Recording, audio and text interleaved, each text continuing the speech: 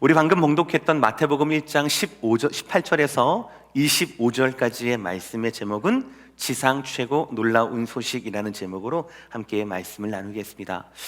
여러분, 감사절 한 주간 동안 잘 지내셨습니까? 네, 저 너무너무 잘 지냈습니다. 특별히 이번 감사절 같은 경우에는 제가 아들이 셋이 있다고 말씀드렸죠? 그 중에 둘째 아들 민성이가 11학년인데 그 아이가 요리를 하는 걸 굉장히 좋아해요. 맛있다고는 안 했습니다. 하는 걸 굉장히 좋아합니다. 그래서 이제 엄마가 옆에서 눈치를 보고 간을 잘 맞춰줘서 애가 그거를 땡스기빙 디너를 준비하겠다라는 거예요. 돈은 제 돈을 다 쓰면서 자기가 준비를 하겠다는 겁니다. 근데 너무나 그럴듯하게 잘 준비를 했어요. 3일 내내 먹느라고 죽는 줄 알았습니다. 근데 너무너무 고마운 게 아이의 그 수고를 통하여서 하니까 제가 끝나고 난 다음에 내가 이번 감사절에 가장 큰 빚을 진 거는 우리 민성이 둘째 아들이 아닌가라는 그런 생각을 가지고 있었어요.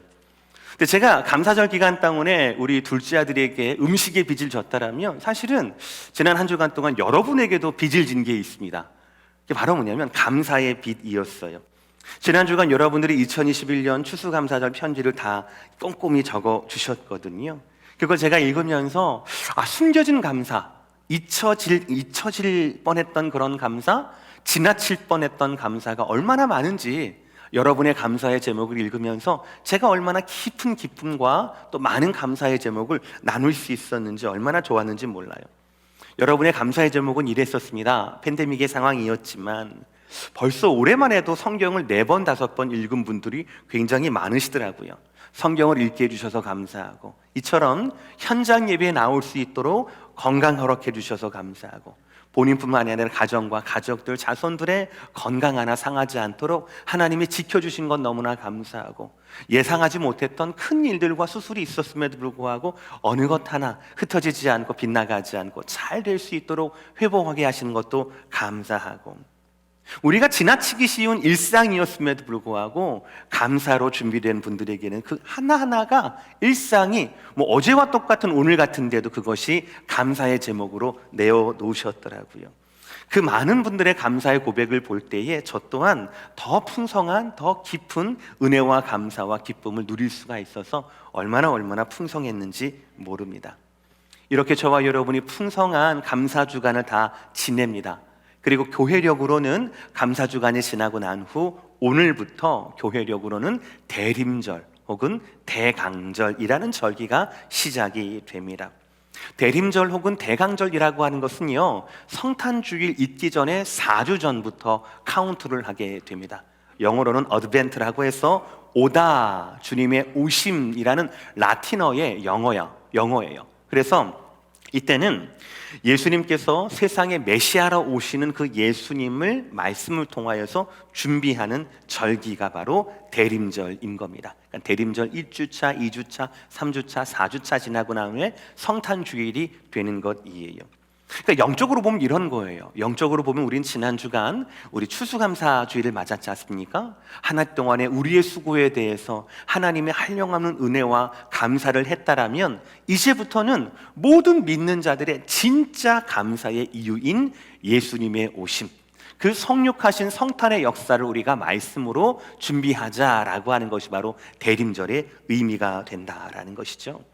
성탄, 하나님께서 인간의 몸을 입고 이 땅에 오신 이 사건이야말로 지상 최고 놀라운 소식이지요. 여러분께 질문할게요.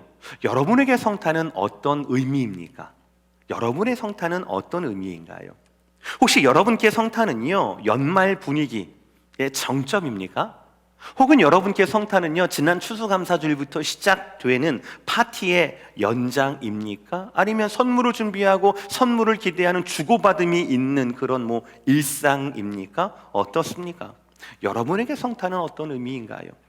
우리는 나에게 성탄이 어떤 의미인가를 생각하기 이전에 성경에서의 성탄, 성경에서 성탄이 있게 한 잉태됨, 그것이 과연 어떤 의미인가, 그 장면이 어떤 것인가를 통하여 우리가 배울 것을 배우고 사모해야 할 것을 사모해야 한다라고 저는 생각을 해요. 성경은 성탄에 대해서, 성탄의 준비에 대해서 뭐라고 말씀하실까요? 누구를 통하여, 어떤 준비를 통하여서 하나님은 성탄을 맞으라고 말씀하시는 걸까요? 오늘 본문인 마태복음 1장을 통하여서 지상 최고의 놀라운 소식이었던 성탄의 준비 과정을 다 함께 보며 저와 여러분이 그 몫을 담당해 낼 수 있는 오늘 말씀의 시간 되기를 주의 이름으로 축복합니다. 첫 번째 말씀이에요. 전제이기도 합니다. 그것은 성탄은, 잉태는 윤리와 율법을 거스르는 일이었다라는 거예요. 가장 먼저 성탄, 아기 예수의 잉태, 이것은요 이미 정혼한 요셉과 마리아, 그 누구도 기다리던 소식이나 누구에게도 반가운 소식이 아니었습니다. 분명히 말씀드리면 아기의 잉태됨, 마리아의 잉태함, 이것은요 당시의 윤리와 율법을 거스르는 일이었습니다. 아마도 그는, 이 요셉은요 이 일로 인하여 고민이 깊었을 겁니다. 윤리적으로는요 신랑에 대한 배신이었거든요.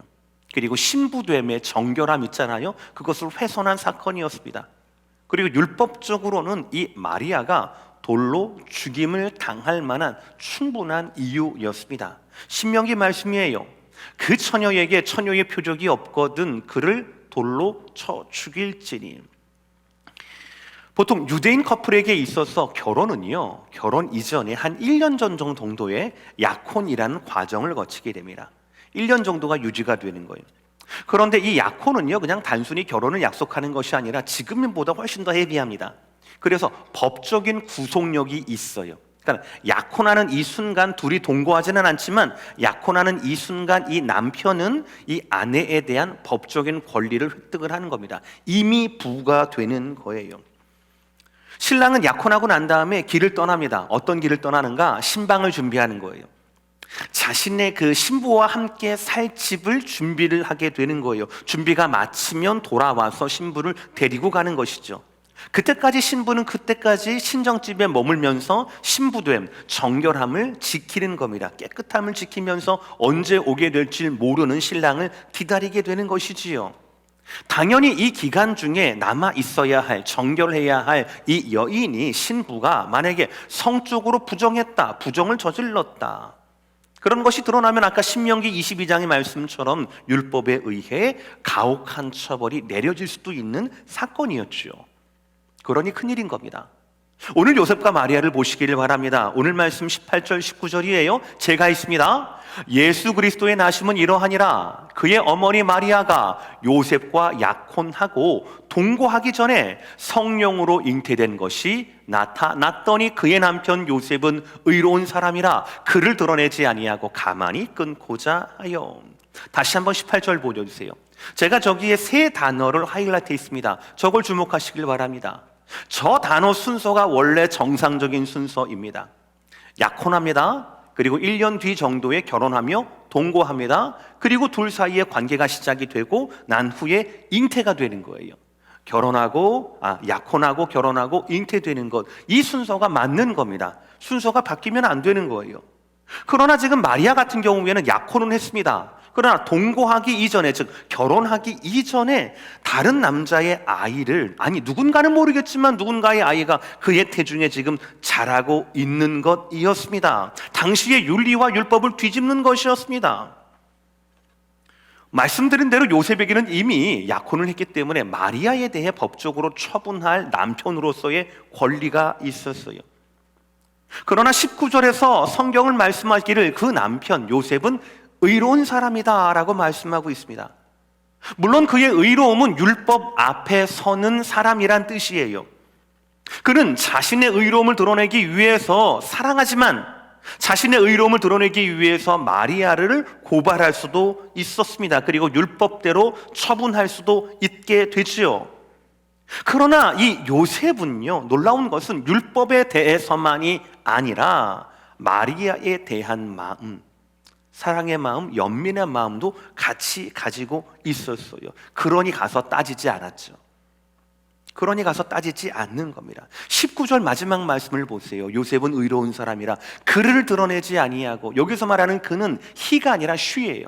즉 마리아를 공개적인 회중석상에서 드러내지 않고, 즉 고발하지 않고, 고발하면 큰일 나니까요.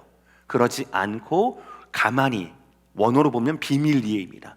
비밀리에 누구도 모르게 가만히 끊고자 하여, 즉 약혼을 취소하는 파혼을 하려고 했던 것이지요. 여러분, 우리는 보통 예수님의 탄생 혹은 예수님의 유년 시절, 그의 가정 이야기를 통해 본다라면 그 아버지 요셉을 묵상할 일이 별로 없었던 것 같아요. 저도 그렇습니다. 그러나 가만히 보니까요, 정말 요셉은 하나님 앞에 의로운 사람이었고, 그리고 마리아를 깊이 사랑한 사람이었다라는 것이 드러납니다. 아마 이 일에 대해서 요셉은 엄청나게 많은 고민을 했을 거예요. 잠도 이루지 못했을 겁니다. 게다가 괴로운 것은 누구에게도 상의할 수가 없는 일이잖아요. 그렇죠? 그저 그의 최선은, 그의 지혜의 최선은, 그의 사랑의 최선은 무엇입니까? 아무도 모르게 비밀리에 파혼하고 난 후 마리아는 마리아대로 나름대로 살게 놔두는 것, 이것이 그의 최선이었을 거예요. 그런데 이런 요셉의 최선에 하나님이 개입하시기 시작하세요.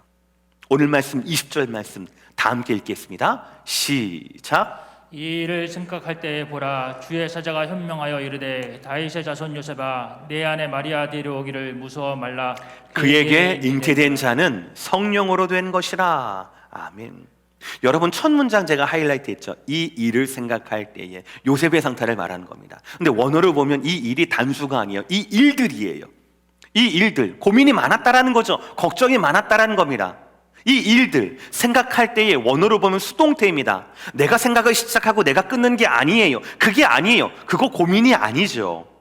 고민이 뭡니까? 여러분을 잠 못 들게 하는 고민이 뭡니까? 잠을 못 자는 거예요. 고민이 걱정을 낳는 거예요. 꼬리에 꼬리를 무는 겁니다. 그런 밤이에요. 한두 가지 걱정이 아니라 여러 가지 일들 때문에 생각을 도저히 멈출 수 없는 그 밤에 하나님이 개입하시게 되는 거예요.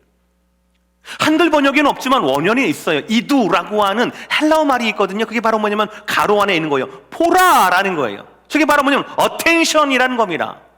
하나님의 개입을 말씀하는 거예요.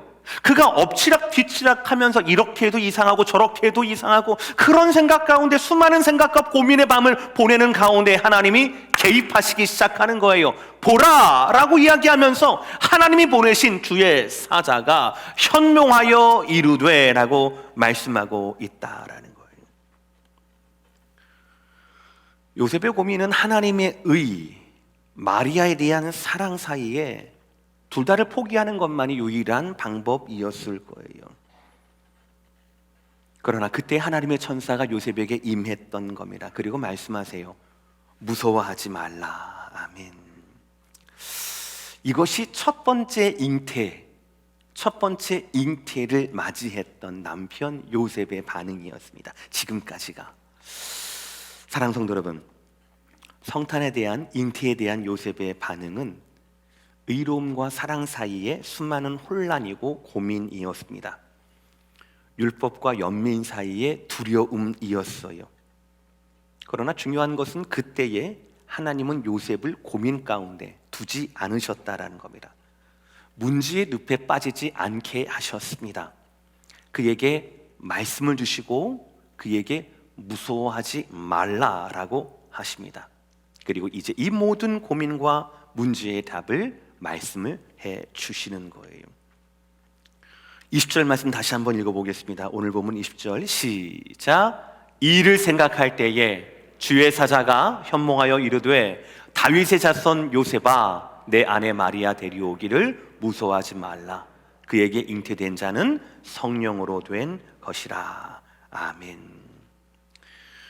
첫 번째 잉태의 소식, 두 번째 메시지는 바로 뭐냐면요, 이것은 말씀을 이루는 일이었다라는 겁니다. 여러분, 만약에 여러분이 요셉이라고 생각을 해보세요. 그런데 천사가 갑자기 와서 처음 해본 경험 아니겠습니까? 20절의 말씀을 나에게 하는 거예요. 너의 약혼자 마리아 데려오기를 무서워하지 말라. 그가 잉태된 아이는 동네 다른 남자가 아니라 성령으로 인한 것이다 라는 말씀을 들었다고 쳐봅시다. 아멘 할렐루야 할 사람이 있겠습니까? 아무도 없어요. 왜냐하면 처음 들어본 얘기거든요. 우리가 뭐 기대하는 거나 그렇게 됐으면 좋겠어 라는 그런 일들이 일어날 때 아멘 할렐루야 감사합니다, 어이구 나도 기다렸어요, 어쩌면 좋아, 복권 됐나, 뭐 이렇게 될 거 아니겠어요?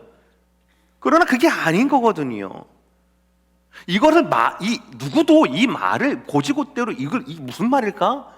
근데 이게 꿈이야 뭐야? 이렇게 알아들을 수 있는 사람은 아무도 없었을 겁니다. 그럼에도 불구하고 천사의 말씀은 메시지는 계속됩니다. 21절 말씀 시작. 아들을 낳으리니 이름을 예수라 하라. 이는 그가 자기 백성을 그들의 죄에서 구원할 자이심이니라 하니라. 아멘. 지금 천사는 진리를 말씀하고 있습니다. 사실을 말씀하고 있어요. 요셉은 약혼녀가 아이를 뱄다라는 것과 이 아이가 누구의 아이인가 때문에, 이 문제 때문에 고민하고 있거든요. 그러나 천사는요, 이 차원을 넘어선, 요셉의 상상과 생각을 넘어선 초월한 말씀을, 메시지를 전하고 있어요. 뭡니까? 이 아이는 성령으로 잉태된 아이다. 이 아이는 아들이다. 이 아이는 예수야. 이 아이는 앞으로 자기 백성을 그들의 죄에서 구원할 사람이다. 메시아다 라는 말씀인 거예요. 여러분, 네 문장 중에서 천사가 그에게 말했던 네 가지 메시지 중에서 어느 것 하나라도 요셉의 수준, 요셉의 생각, 요셉의 상상을 뛰어넘지 않은 것이 있습니까? 없어요. 모두가, 전부가 처음도 보는 말이에요. 요셉이 원하지도 않을 뿐 아니라 생각조차 해보지 않았던 이야기였습니다. 그러나 이 말씀의 본질이 뭐예요? 요셉이 아니에요. 이 말씀의 본질은 바로 뭐냐면, 이 모든 말씀이 이미 하나님께서 선지자를 통하여서 예언을 하신 말씀이었다라는 거예요. 그리고 예언된 그 말씀이 지금 마리아를 통하여, 요셉을 통하여 성취되고 있다라는 사실입니다. 이것이 진리예요. 여러분, 요셉은요, 마리아는요, 우리는요, 한 번도 상상해보지 못했던 구원의 그 길을, 성화의 길을, 하나님의 영광이 된다라고 하는 그 일들을 하나님은 이미 계획해 놓으셨고, 하나님의 밤에 우리 가운데 말씀하고 계시다라는 것입니다. 오늘 말씀 22절, 23절 말씀 다 함께 읽겠습니다. 시작. 이 모든 일이 된 것은 주께서 선지자로 하신 말씀을 이루려 하심이니 이르시되 보라, 처녀가 잉태하여 아들을 낳을 것이요 그의 이름은 임마누엘이라 하리라 하셨으니, 이를 번역한즉 하나님이 우리와 함께 계시다 함이라. 아멘. 지금 하나님은, 오늘 말씀은요, 보라를 두 번 말씀해요. 끝도 없는 고민 가운데, 문제의 더민 가운데 있었던 요셉에게 천사가 나타나서 보라라고 말씀하셨어요. 성령으로 잉태한 자다 무서워하지 말라라고 말씀합니다. 그리고 700년 전에 이사야 선지자가 뭐라고 얘기합니까? 오늘 23절의 말씀처럼 이르시되 보라, 처녀가 잉태하여 아들을 낳을 것이요 그의 이름은 임마누엘이라 하셨으니, 이를 번역한즉 하나님이 우리와 함께 계시다 함이라. 할렐루야. 임마누엘, 하나님이 우리와 함께 하시다. 요셉은요, 이사야 7장 14절의 이 말씀, 마리아는요, 바로 이 처녀가 잉태하여 아들을 낳는다는 이 말씀을 이루기 위한 도구였고, 요셉은 이 아이와 마리아를 지키기 위해 보호해야 할 몫이 바로 그 남편의 사명이었던 것입니다. 천사의 말에 드디어 요셉의 눈이 떠진 거예요. 그의 혈통은 다윗의 가문 맞거든요. 다윗의 후손이 맞거든요. 그런데 그의 현실은 뭡니까? 가난하고 가난한 목수의 삶이었어요. 천사가 오기 전까지 내가 사랑하고 순종을 바쳤던 여인이 임신을 했다라고 하는 그런 믿지 못할 일 때문에 엉망진창인 산이었습니다. 그런 자의 삶 가운데 보라라는 말씀과 더불어 하나님의 메시지가 전해지자 그의 영적인 눈이 떠지기 시작했습니다. 약혼한 여인 마리아가 혹시 다른 남자의 아이를 가진 것은 아닌가? 그러면 정말 그녀를 정죄해야 하는가? 아니면 그럼에도 그녀를 용서해야 하는가가, 이게 바로 요셉의 차원이었거든요.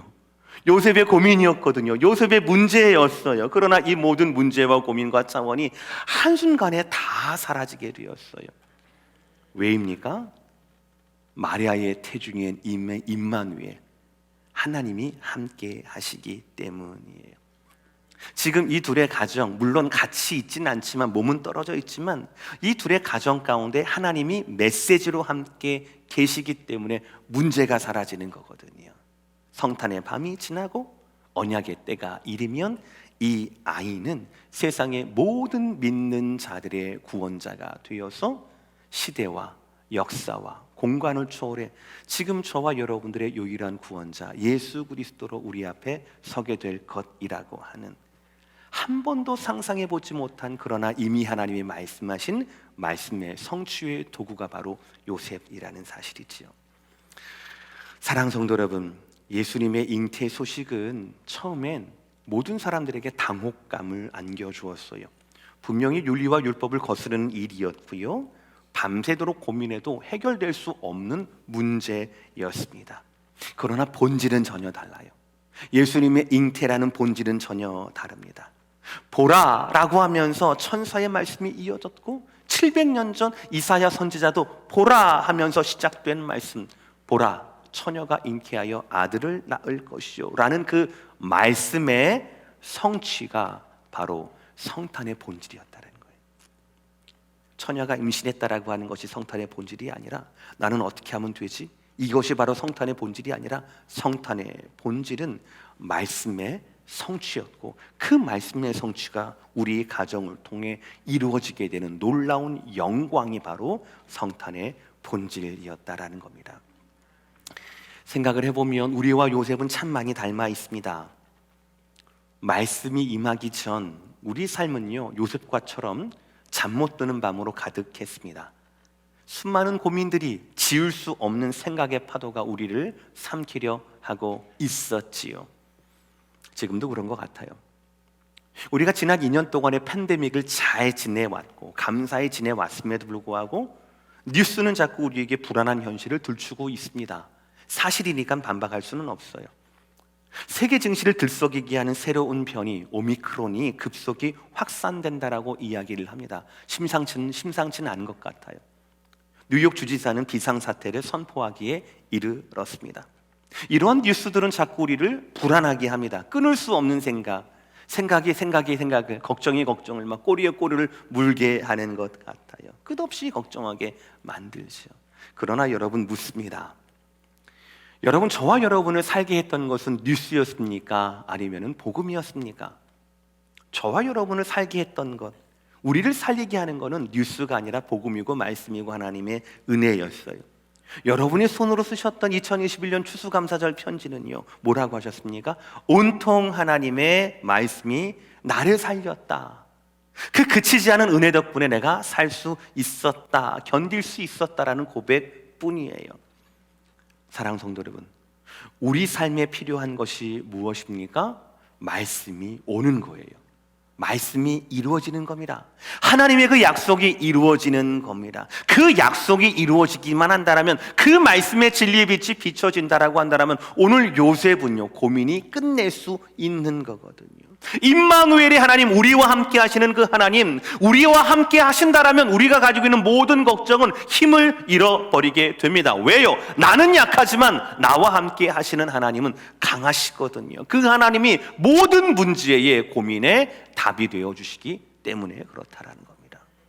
사랑하는 성도 여러분, 우리에게 모든 문제의 유일한 답으로 오시는 예수님을 주목하세요.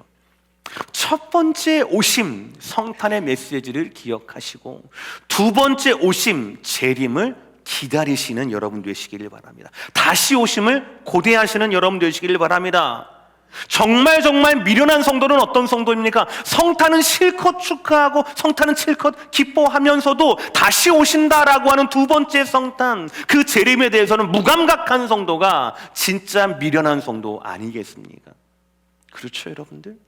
성탄을 기억한다라면, 성탄을 믿는다라면, 성탄을 기념한다라면, 성탄을 축하한다라면 주님이 말씀하셨던 두 번째 재림도, 두 번째 다시 오심도, 주님의 강림도 저와 여러분의 기다림의 대상이 되어야 할 겁니다. 주님이 오심으로 말미암아 요셉의 고민의 마음이 그쳐지고 그에게 평안과 순종의 몫이 있었던 것처럼, 그전에는 마리아를 의심의 눈초리로 바라봤다면 이제는 마리아를 보호하는 울타리 역할을 해줬다라면, 저와 여러분에게도 말씀이 임하는 그 순간을 기다리고 그 성취를 기뻐할 수 있는, 초림을 기뻐하며 재림을 기다릴 수 있는 저와 여러분, 말씀의 임하심을 기다리는 저와 여러분 모두가 되시기를 주의 이름으로 축복합니다.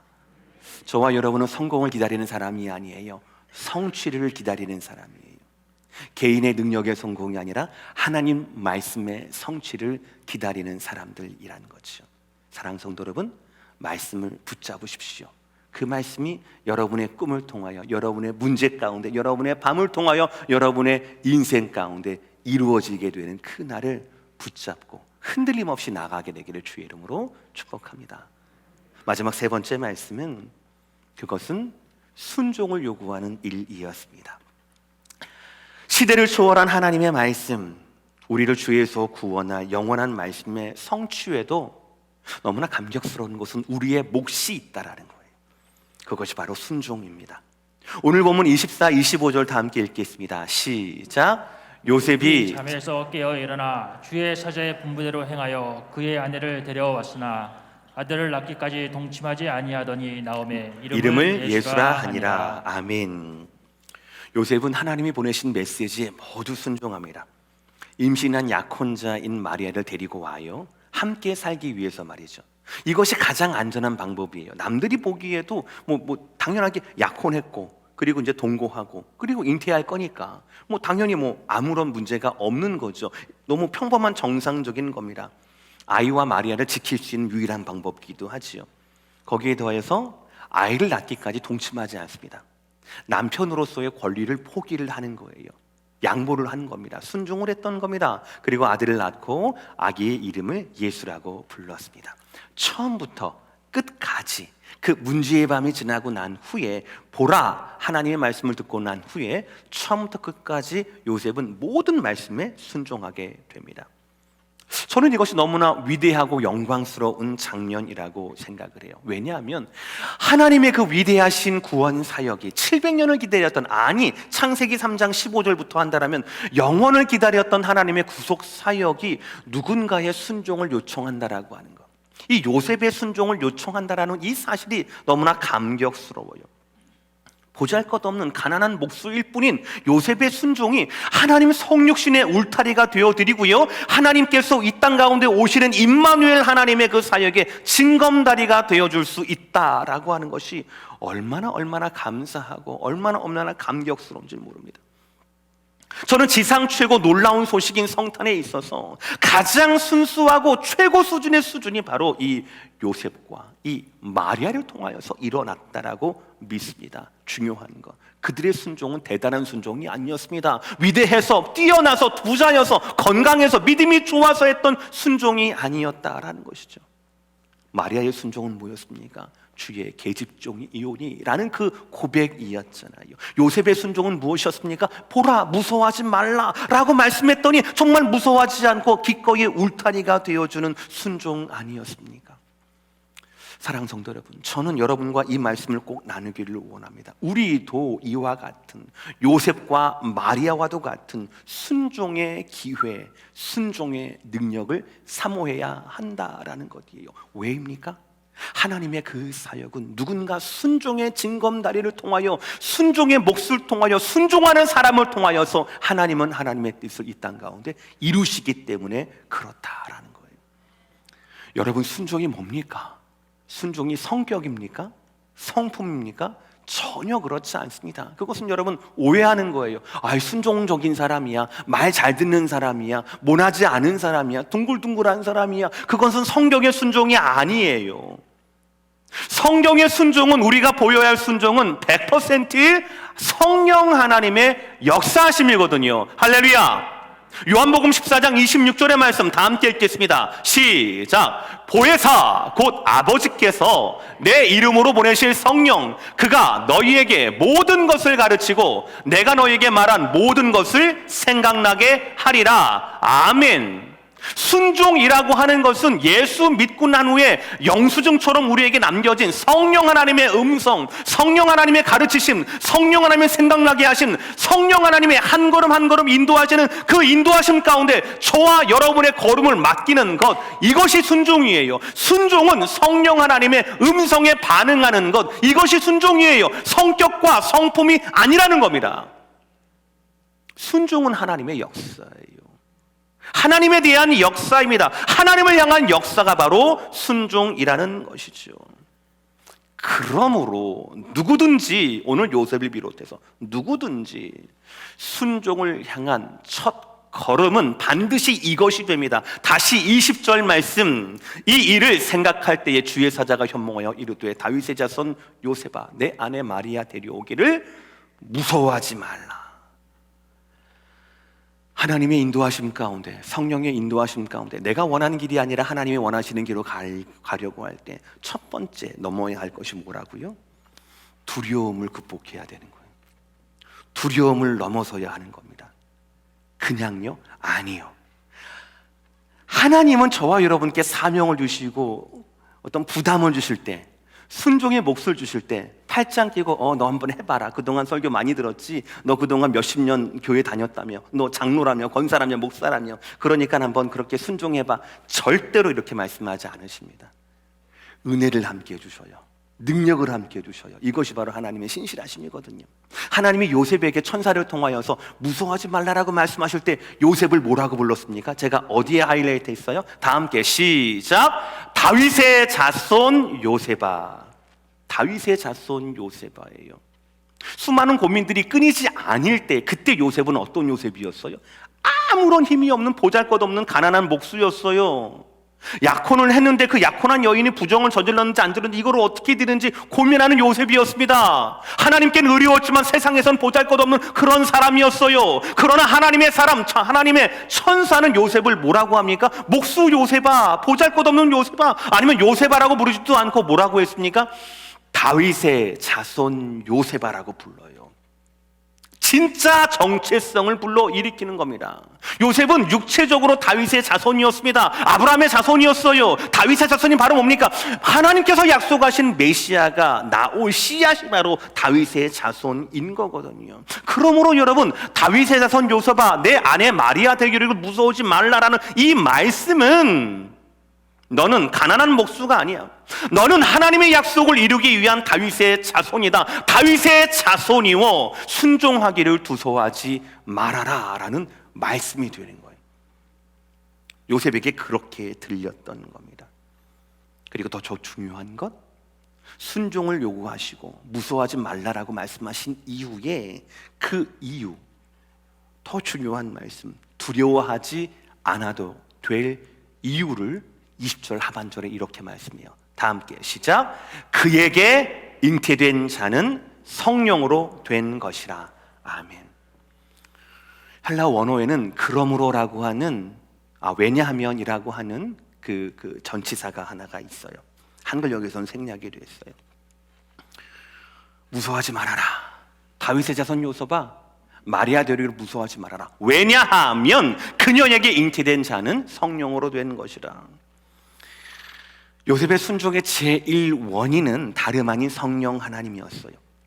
성령 하나님의 역사 앞에, 그 선포 앞에서 요셉의 두려움은 없어졌습니다. 남편으로서의 주장도 없어졌습니다. 모든 행동과 미래의 모든 앞으로를 맡기고 요셉은 끝까지 순종하게 되었다라는 것이에요. 누가요? 성령 하나님의 선포와 성령 하나님의 능력으로 말미암아 요셉의 두려움도, 요셉의 미래도, 모든 것들을 맡길 수가 있다라는 것이. 오늘 말씀이 왜 중요합니까? 지상 최고 놀라운 소식의 도구로서, 울타리로서 가장 보잘것없고 가장 낮은 곳에서 수고하고 섬기는, 그럼에도 불구하고 그 순종의 몫을 요구하시는 요셉의 자리, 이 자리가 빛나는 이유가 바로 여기에 있다라는 것이지요. 말씀 마무리합니다. 예수님의 잉태 사건은 당시 윤리와 율법을 뒤집는 사건이었습니다. 당사자인 마리아도, 마리아에게 법적 권한이 있었던 요셉도 누구나 기대하거나 환영하지 않는 것이었죠. 그러나 이제는 달라졌습니다. 이제는 뒤집혀졌습니다. 왜입니까? 왜냐하면 그리스도의 나심은 성령으로 잉태된 사건이었기 때문입니다. 이 말씀 때문에 다 뒤집어진 거예요. 이 말씀 읽고 난 후에 요셉도 마리아도 조연이 되는 겁니다. 이제는 하나님이 주인이 되는 겁니다. 하나님의 주권이 되는 겁니다. 그러므로 여러분, 성탄은 이상한 사건이 아니라 놀라운 사건입니다. 영원 전부터 예정되었고 수백 년 전부터 예언되었던 하나님의 말씀이 요셉과 마리아를 통하여 그들의 순종을 통하여 이루어지게 되는 놀라운 사건이에요. 간절히 바라기는 우리 각자에게도 이런 사건이 일어나야 합니다. 여러분의 노력이 빛을 발하는 인생이 아니라 나를 향한 말씀이 성취되는 그런 인생이 되어야 합니다. 저와 여러분의 유일한 소망이, 소원이 바로 그 말씀의 성취가 있어야 하며, 그때에 하나님이 우리에게 부어주시고 우리에게 맡기실 너무나 작고 연약하지만 반드시 필요한 순종의 몫을 감당할 수 있는 인생이 되게 해달라고, 그런 믿음의 사람이 되게 해달라고 저와 여러분 이것을 준비해야 할 것이라는 것이지요. 지상 최고의 놀라운 소식은 문자적으로는 예수님의 오심이에요. 그러나 우리의 개인적으로는 우리의 수없이 많은 고민을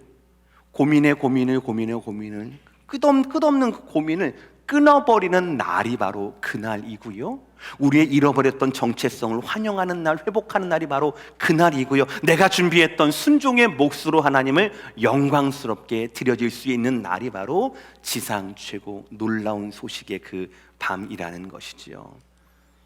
2021년 성탄절은 2020년 성탄절과 분명히 다르시기를 주의 이름으로 축복합니다.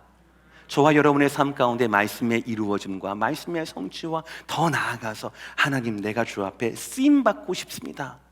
부자가 아니지만, 믿음은 별로 없지만 하나님 나에게 은혜를 주신다라면, 성령을 주신다라면, 생각나게 하시고 행할 능력을 나에게 은혜를 함께 해주신다라면, 오늘 요셉처럼, 마리아처럼 하나님의 그 놀라운 사건 가운데 쓰임받았던, 그래서 하나님께 영광을 돌렸던 그들의 인생처럼 우리도, 우리의 가정도, 우리의 교회도 하나님 앞에 순종의 사랑으로, 순종의 공동체로 쓰여지기를 원합니다. 하나님, 우리를 통하여 하나님의 꿈이 맺어지게, 열리게 하여 주시옵소서라고 기도할 수 있는, 기대할 수 있는 저와 여러분 모두가 되시기를 주의 이름으로 축복합니다.